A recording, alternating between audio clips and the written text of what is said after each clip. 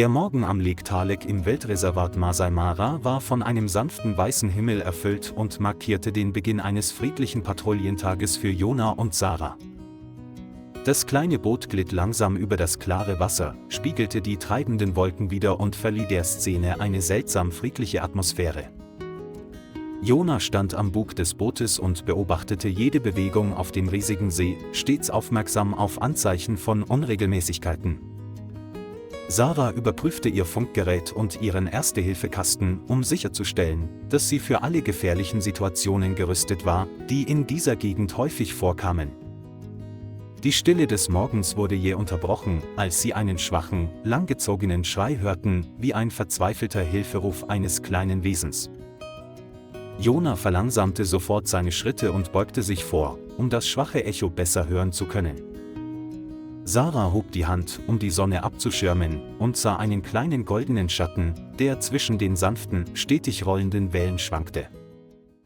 Als das Boot näher kam, bemerkten sie die markanten runden Ohren, die sich gegen das kalte Wasser stemmten.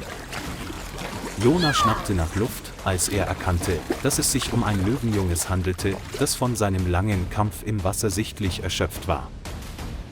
Sarah sah, wie sich seine wässrigen Augen zu ihnen wandten, ein Blick, der um eine letzte Chance zum Überleben zu flehen schien. Das Löwenjunge versuchte, den Kopf zu heben, sank aber sofort wieder halb ein und ließ so beide wissen, dass die Zeit knapp wurde. Jona mahnte zur Ruhe und erklärte, dass ein panisches Wildtier im Wasser unvorhergesehen reagieren könne. Sarah griff nach dem Schläger und bereitete sich darauf vor, dem Moment auf Leben und Tod ins Auge zu sehen, der mit jeder Sekunde näher rückte. Jona manövrierte das Boot langsam näher heran, um jegliche Vibrationen zu minimieren, die das Löwenjunge schneller sinken lassen könnten. Das Löwenjunge hob eine kleine Pfote aus dem Wasser und versuchte, die Luft zu greifen, als wolle es eine zerbrechliche Hoffnung ergreifen. Sarah ließ das Netz tief hinab, versuchte, den sinkenden kleinen Körper herauszuheben und spürte das verzweifelte Gewicht, das auf ihm lastete. Jona hielt Sarah fest an den Schultern, um zu verhindern, dass das Boot zu stark kippte, und half ihr, das Tier so sicher wie möglich herauszuziehen.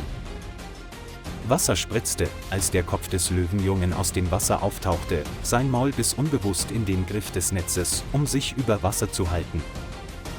Sarah ballte die Fäuste und zog den Schläger ein wenig nach oben, während Jona sie unter den Bauch stützte, um den Druck von ihrem schwachen Körper zu nehmen. Als das Löwenjunge an Deck des Bootes gezogen wurde, kauerte es zusammen, seine Beine zitterten vor Kälte und anhaltender Panik. Jona bedeckte seinen Rücken schnell mit einem Handtuch, um zu verhindern, dass seine Körpertemperatur im kühlen Morgenwind weiter sank. Sarah wischte ihm sanft über das Gesicht, damit es leichter atmen konnte, und entfernte das restliche Wasser um seine Nase herum. Jona überprüfte seine Atmung und war erleichtert, festzustellen, dass sie zwar schwach, aber gleichmäßig war, ein Zeichen dafür, dass er noch eine Überlebenschance hatte. Als das Boot anfing zu wenden, entdeckte Sarah eine schwache Strangulationsmarke um den Hals des Löwenjungen, ein eindeutiges Zeichen für eine Drahtschlinge von Wilderern. Jona biss die Zähne zusammen und begriff sofort, dass er nicht versehentlich ins Wasser gefallen war, sondern an den Rand des Todes getrieben worden war. Sarah legte das Tier nah an sich heran und hielt es mit einem Handtuch und ihren Händen warm, um das anhaltende Zittern zu lindern. Jona benachrichtigte umgehend die Rettungsleitstelle und bat um die Bereitstellung von Atemmasken und Rehydrationslösung. Das Löwenjunge öffnete gelegentlich die Augen und blickte sie an, als ob es die Menschen erkennen würde, die ihm helfen wollten, die Grenze zwischen Leben und Tod zu überschreiten. Als das Boot das Ufer erreichte, war das Rettungsteam sofort zur Stelle, legte es auf eine Trage und brachte es direkt in den kleinen Notfallraum im Zentrum. Jona und Sarah standen vor der Glastür und beteten dafür, dass er die gefährlichste Zeit seines Lebens überstehen möge.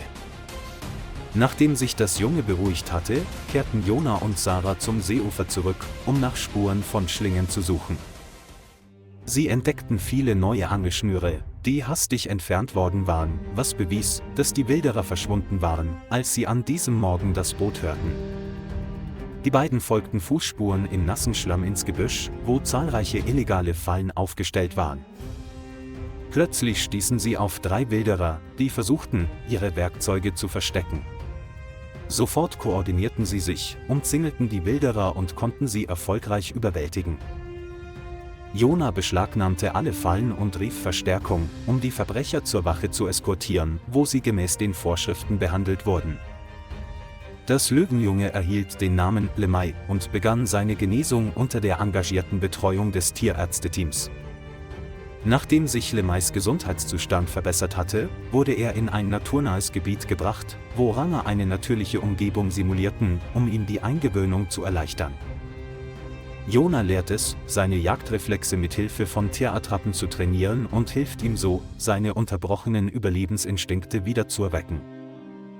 Sarah trainierte Lemay, auf Windgeräusche und Grasbewegungen zu reagieren, was ihm half, in größeren Umgebungen selbstsicherer zu werden. Als Lemay stark genug war, um für sich selbst zu sorgen, öffnete Jona die Tore des Reservats und sah ihr nach, wie sie mit einer hoffnungsvollen Zukunft in die Savanne der Masai Mara rannte.